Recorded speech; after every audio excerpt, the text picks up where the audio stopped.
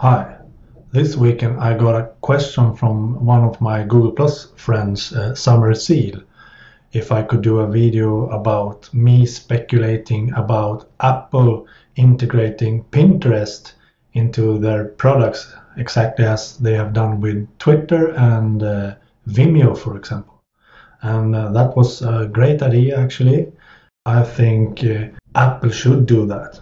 Pinterest is a very interesting service, and I think it's a lot more fun than Tumblr, for example.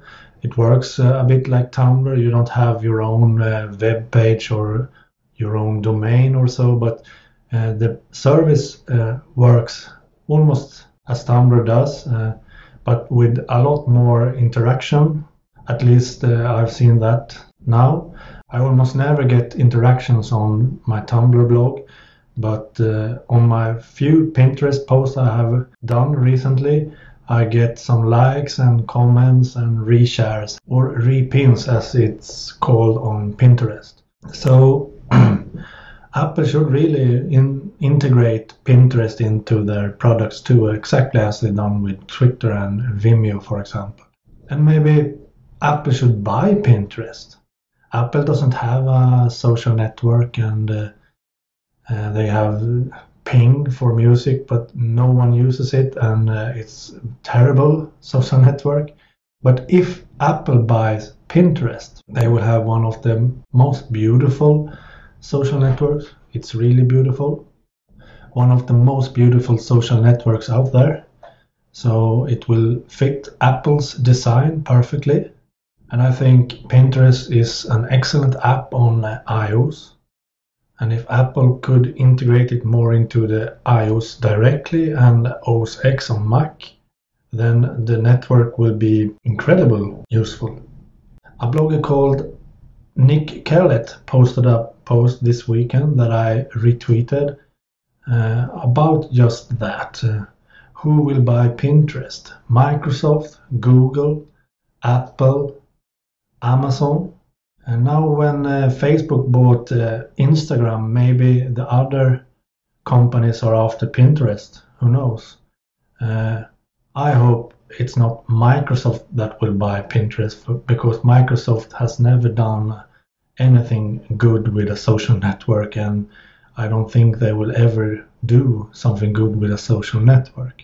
Amazon is a good contender though.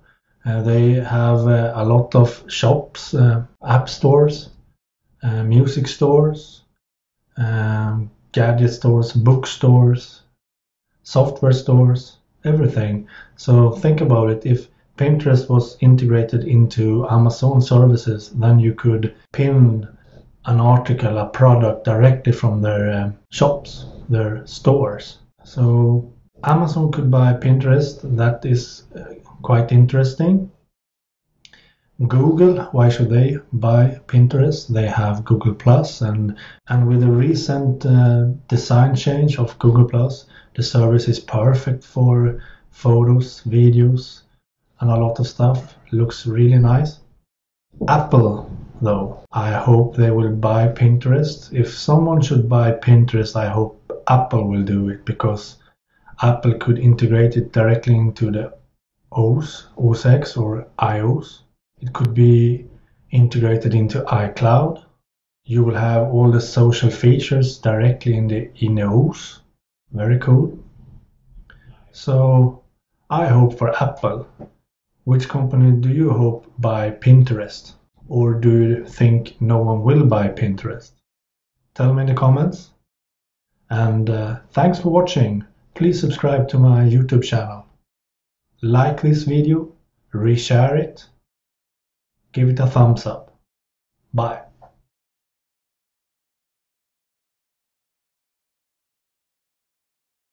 Yesterday I retweeted a post from Razorian Fly about a leaked screenshot of the coming Spotify iPad app. The iPad version of Spotify will probably be launched tomorrow already, 18th April. On that day, Spotify has an US event, and they will probably show the iPad version of Spotify. Many users has asked for an iPad app for a very long time now, and now it looks like it will be released. The screenshot was posted on Instagram, and after some time it was removed from the service, so probably because it was a leak. The screenshot was posted from one of my Lance brothers in Sweden. Spotify is a Swedish service, and it was a Swedish user that posted it on Instagram. I think it's real, so it's not a fake screenshot. So I am sure that we will see an iPad app in a near future, very, very soon. Probably tomorrow on the event. Personally, I use Spotify a lot. My family uses Spotify on their iPhones. Of course, an iPad app is good to have, but personally, I think the iPhone version is the one to use, because the iPhone I have always with me in my pocket, and I could listen to music when I want. The iPad I usually only have at home, and at home I could rather listen to Spotify on my computer. But now we will have an iPad version, and that's great. Many have asked for it, so now it will be a reality. Thanks for watching. Please subscribe to my YouTube channel, like this video, give it a thumbs up, and please tell me in the comments what you think of Spotify and the iPad version. Bye.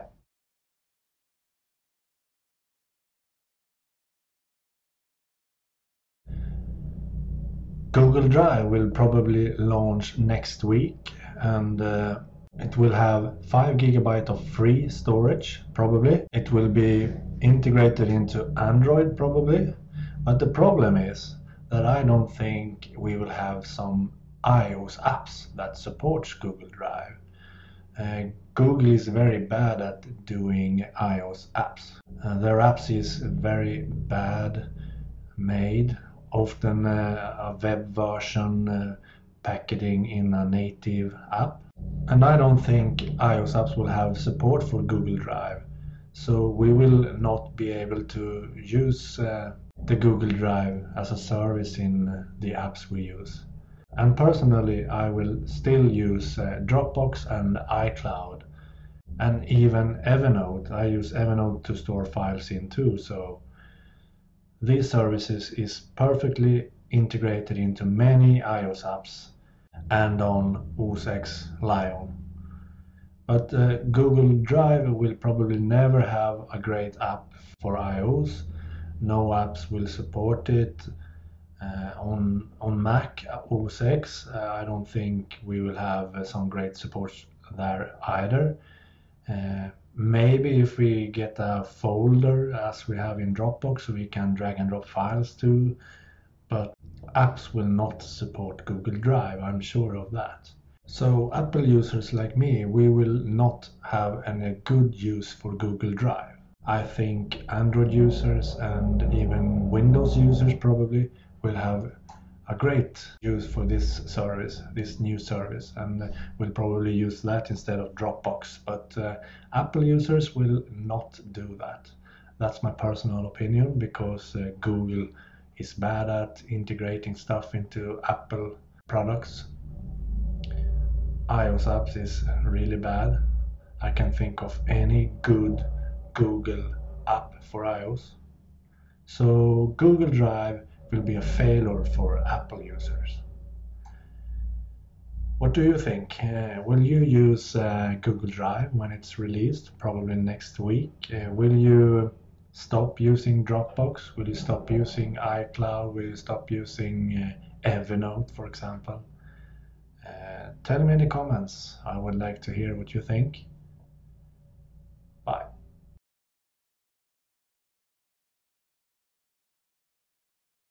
The Samsung Galaxy S3 will probably be launched the 3rd of May on a London event that Samsung will have. The latest rumor says that will be 2 models unveiled, one each with different colors and 2 different sizes of internal memory. The 16GB and the 32GB model will be blue and black. and the other model will be white. And inside the Galaxy S3 it will have a quad-core Exynos processor from Samsung, the ability to connect to LTE 4G, and the incredible 1080p HD display.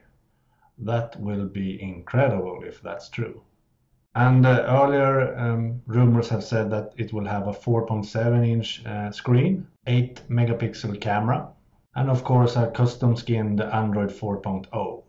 The strange thing is though that the invitation that Samsung sent out only mention come and meet the next Galaxy. And that could also mean something else. It doesn't mean that it's the Samsung Galaxy S3 that will be launched. Or Samsung will copy Apple again. Apple released the iPad and call it the new iPad. Maybe Samsung will do something like that and call it only the Galaxy, or the next Galaxy, or the new Galaxy. Who knows? What we do know though is that it will be an incredible phone. It will be Samsung's flagship phone. With these specs, it will be the best phone on the market when it comes to specs. So we will wait and see the 3rd of May in London on the Samsung event. A new Samsung Galaxy phone will be unveiled, that's for sure. What do you think? Will you buy the new Samsung Galaxy S3 or the new Galaxy phone from Samsung? But that will be unveiled the 3rd of May. Tell me in the comments what you think of the Samsung Galaxy S3, or if you will buy it or if you will not buy it. Tell me in the comments. And please like this video and subscribe to my YouTube channel. Bye.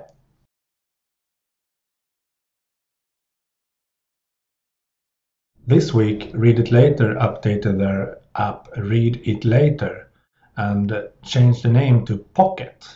And I must say that that app is incredibly good. I didn't think any app could make me switch from Instapaper to Read It Later or Readability or some other service. But Read It Later's latest version called Pocket is an incredible app and very beautiful, much more beautiful than Instapaper, and you can save videos and images and everything in it. It's actually a bit like Evernote, it's a bit like Instapaper, it's a bit like a reader, like a Flipboard or something. It's really great and you can share and do anything you want from that app. It's a very, very good and useful app. I can highly recommend Pocket. And Pocket is free in the App Store. An incredible app, and let's see how it looks. Okay, so this is Pocket. Pocket is a very beautiful app, much more beautiful than Instapaper. As you can see, every post has a small thumbnail taken from the post. So if we open this post, as you can see, very beautiful, formatted, very easy reading.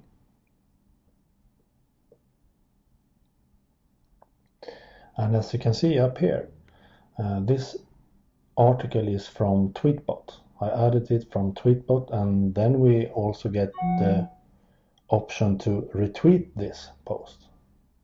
Very cool. So if we save articles from Twitter, we also have the option to retweet it directly from Pocket. Very cool. And another thing in Pocket that's really great is that we can save videos now. So for example, this, it's my own video I did some day ago. We can watch the video in landscape mode like this and just hit play, and it plays. Very nice. So we can save articles, we can save videos, and we can also save images, photos. to Pocket. So Pocket is more like Evernote now than a Read It Later service. A very beautiful Read It Later service, and you can also save videos for watch later and images. So this is a very good app. Looks really nice. I can really recommend installing Pocket and use it instead of Instapaper. Readability, it's a lot better than both of those services. Really good. I switched directly when I saw this app. I switched from Instapaper directly to Pocket. Up here we have a menu. Home, it's your reading list. Favorites, it's the articles you add to as favorites, and archive is your archived articles, those you have read, for example. And here we have categories, all items, articles, videos or images. Very cool. And this makes it possible to add articles, tag articles, like selecting them and choose tag. Here we can create new tags or use those we already have, like this, and hit save. Now we saved 2 articles for 1 tag. And the search feature, you can search in tags, and you can search all items, search by title or URL. And when we open an article like this, for example, you have a menu down here, but while you're reading you maybe not want that menu or toolbar, so click on the text somewhere and you go full screen. Very nice, very beautiful, easy to read, really cool. Click once again and the toolbar is viewed again. And down here you have some options. You can choose the brightness of the screen. You have a night mode, like this. Perfect to read at night. And you have text, different fonts and size of the text and so on. You can change. Very cool.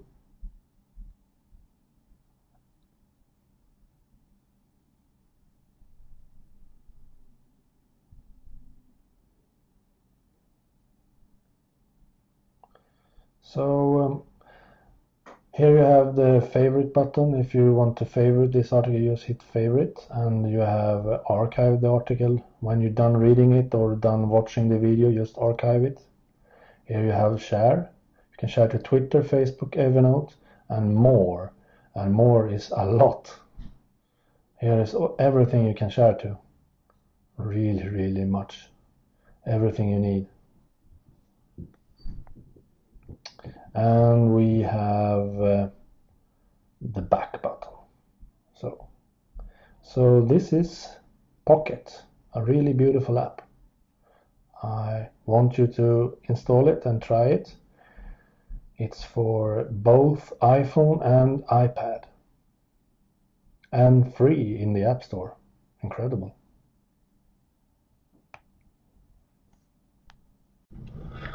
As you could see, the Pocket app is very beautiful and really good, so try it out. It's free in the App Store. I highly recommend you to use it. I switched from Instapaper to Pocket. Pocket is my favorite app at the moment. Really good.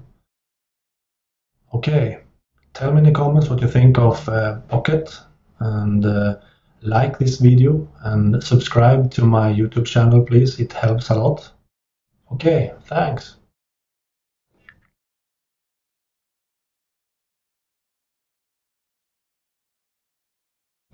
If you remember, some days ago I asked on Google Plus and Twitter if someone could make a logo for me, a new logo. And if you saw the logo before this video started, that is a logo made from a user that responded to me on Twitter. The name of the creator is Sebastian Niemi Karlsson. He is a photographer from the Swedish town Sala. His web address is sebesula.se. You can see the web address up here. And you can see the logo down below. He did this logo for free for me, and I am very grateful for that. I will use it now in my videos and on my Google Plus page, profile page. I will use it everywhere because that's my new logo for my Svartling.net. That's actually everything I have today. This is the last chapter in the lunch break show for this week. I hope you like this episode. Please subscribe to my YouTube channel, like my videos, give it a thumbs up. Please, it will help a lot. And subscribe to my YouTube channel. It helps a lot too. And bye. Have a nice weekend.